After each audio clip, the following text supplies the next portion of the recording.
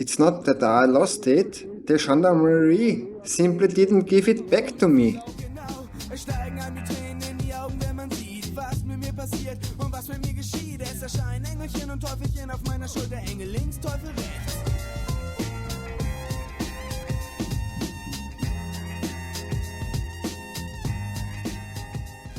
To the border without the right document, so I reckon it probably won't work the second time either. But I'll give it a go anyway. I still have the option of heading home. This morning, with the document from yesterday, basically a sort of loss report, I'd say, I went to customs here in Tindouf. And there they said they couldn't issue the import document. I have to go back to the border where I entered the country. That would be Tunisia, Algeria, about 2,200 kilometers from here. So it's a complete impossibility, especially as my visa expires in 4 or 5 days. So with that in mind, I'm just going to give it another go.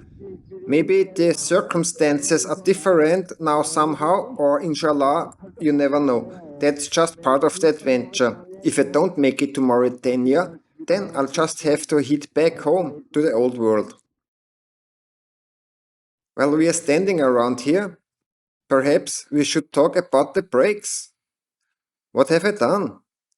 I've got other levers there that you can adjust, which is absolutely brilliant. The only thing that's not great about the levers is that they are flat on the front surface rather than slightly oval. You should feel that when riding, but it's not a major issue. Then I fitted steel brake lines that give a much smoother braking feel and are also a bit lighter than the original rubber lines, which, according to the service manual, are supposed to be replaced every 4 years. Who actually does that? I don't know anyone who does. I also replaced the brake disc because the original one was absolutely worn down. It's an EBC model, no, I'm not sure, with a floating mount. I'm not sure about the brake pads either. It works well, and it's just that. The form ring is gone, which I never seen on any other vehicle before, except on the Kawasaki. I don't know why. And at the rear, I swapped the original brake assembly, the one mounted up there with the fluid reservoir, and fitted a motocross master cylinder with a brake light switch. Also a steel brake line and another EBC brake disc, because the rear one was a bit too small. I think that one was fitted from an older KLX. It wasn't a 240 but a 220 or 230 diameter. The front is 255, which is perfectly adequate. You might have to apply a bit more brake force. I reckon they'll actually be glad when I'm finally out of the country. I've certainly given them, well, sleepless nights would be an exaggeration, but I do think I've given them a bit of a headache. I'm sorry about that, but with the angel on the left and the devil on the right, the devil usually wins when the angel says, take the tarmac, or the devil says, ride through the dunes. What do? Well, of course, you ride into the dunes and into the sand. That's no question about it. And on the other hand, I think to myself, okay, military zone, all well and good, but this tourist surveillance isn't exactly free either. So I don't think I've covered the staff costs with my overnight stay so far. Attempt number 2 to get to Mauritania. The only difference is it's a day and a half later, because it's now 5:30 in the evening and I've got something like a confirmation of registration. I've actually managed it. I'm allowed to carry on to Mauritania. How cool is that? I hope it goes well there too.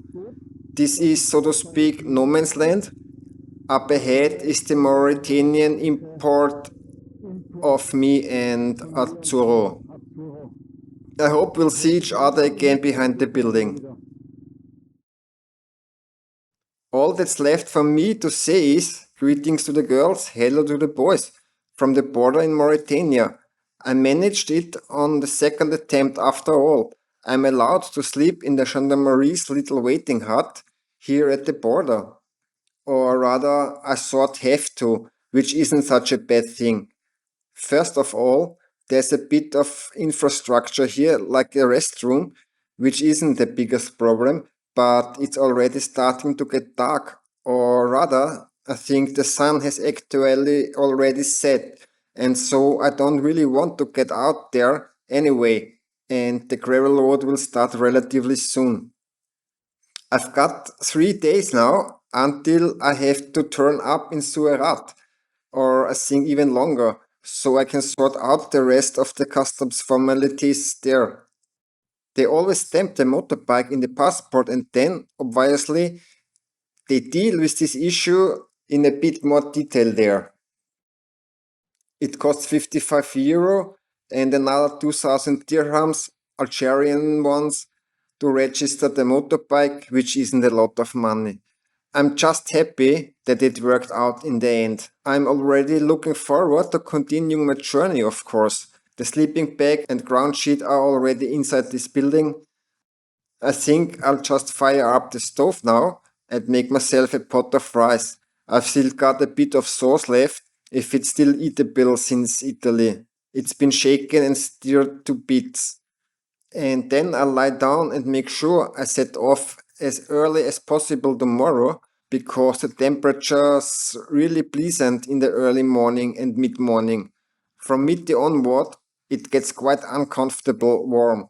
It's fine when you are riding, but if you have to stop for some unexpected reason, it's not much fun at all. As I said, this is the border between Algeria and Mauritania, the Tindouf route heading southwest.